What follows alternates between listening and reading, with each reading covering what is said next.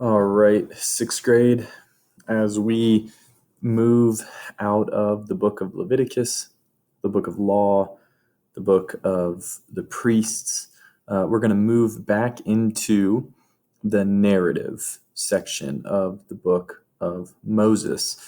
The next book in our course is the book of Numbers. So we're going to take a quick break and just have an introduction to the book before we continue reading. So it's always important to start an introduction of a book by simply looking at the genre.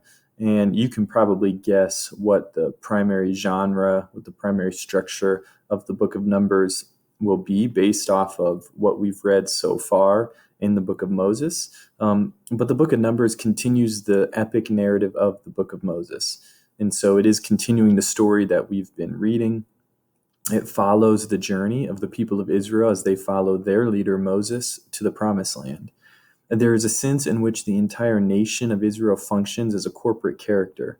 And this is not something new to you. We've talked about how many times in the Bible, especially in the book of Moses and in the prophets, the people of Israel become a character, even a main character in some sections. And so when the author is deciding to speak of Israel in this term, in the way of as sort of acting all together as one person or one character, we need to go with that. We need to think of them as a character, use the tools that we know in characterization, and make sense of what's going on. The name number comes from the amount of times a census is taken during the journey, and you'll see that as we enter into the reading. And it's interesting to note that the Hebrew name for the book, because the name that we take in English is Numbers, which comes from the Greek name, but the Hebrew name for the book in the original Hebrew scripture is in the wilderness. And so that gives you a hint at where they are continuing on their journey in the wilderness towards the promised land. So just a quick outline, because we will move a little quicker through the book of Numbers than we did through Genesis and Exodus. The first section is basically broken up into three sections. First section is preparations for the journey through the wilderness. Remember, coming off the giving of the law, the giving of the instructions of the building of the tabernacle, 40-year journey in the wilderness with interspersed passages of law, giving and instructions for the future. Now, we have to remember that they're not just journeying aimlessly. They are journeying towards the promised land.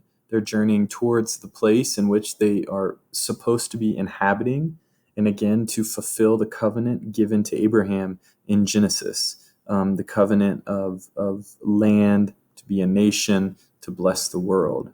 And so that's a big task. That's not a small thing to think about in terms of how are the people of Israel going to be able to live? How are they going to move into a land where there's people currently living there, tribes already living there, and then they're going to be expected to live a certain way, to be a light. That's what they're called to be later on, to be a city on the hill. That's what Jerusalem was supposed to be. A city that showed the way to God, a city that showed how to live, how to guide the rest of the nations. Israel originally was not intended to be against the nations or contrary to all the nations as far as relationship goes. They were meant to lead the people, to be a beacon of light for the rest of the nations and leading them to Yahweh, the true God. And so it concludes with instructions for settlement in Canaan. The book is designed to achieve the following things: to tell the story of Israel's journey from Mount Sinai to Canaan in a manner that both instructs and satisfies our literary taste for exciting narrative. So as we continue reading, it's important to read it as a story, read it as God's given story to us, and really buy into the characters, buy into the setting, and experience it. Try to read it slowly and to really feel the emotion that the author is trying to get across.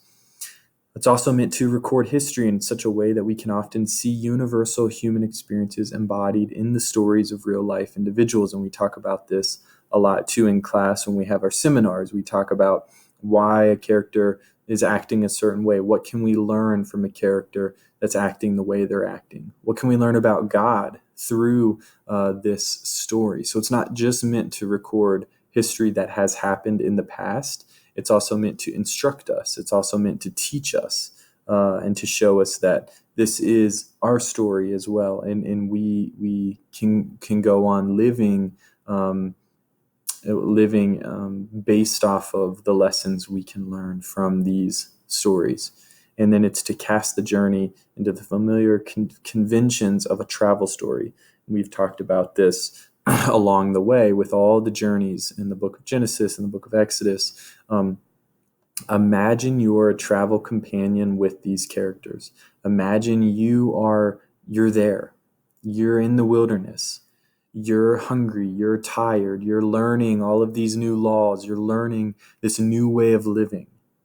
And there's maybe part of you that wants to return to Egypt, that wants to go back. But then there's part of you that truly believes that this is the way we should be going. We should be fulfilling the blessing given to Abraham. And so really take on the mindset and the emotion of these characters.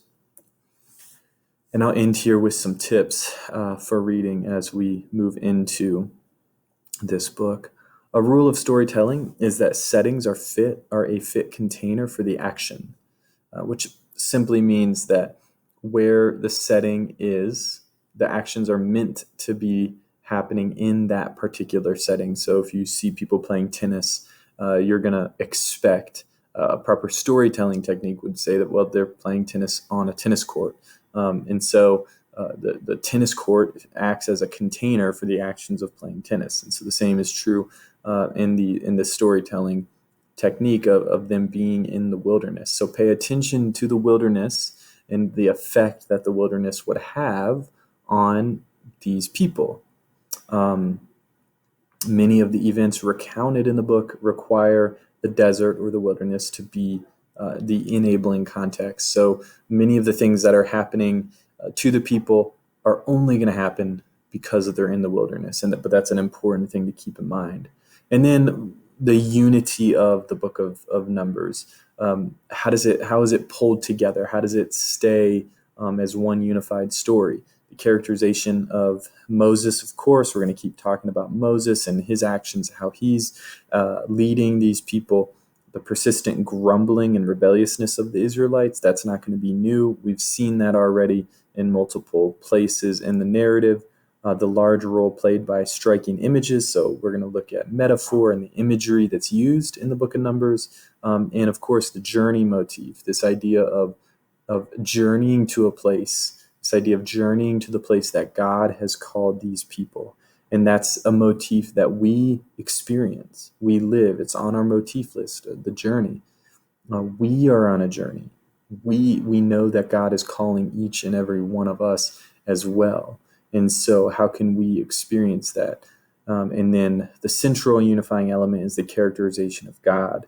And we're gonna talk about and look at how is God described? What kind of person does God? How does God relate to the people? And we'll talk about what we can learn about God from the book of Numbers as well. So I'm excited to move into this next book in our course here in the book of Moses.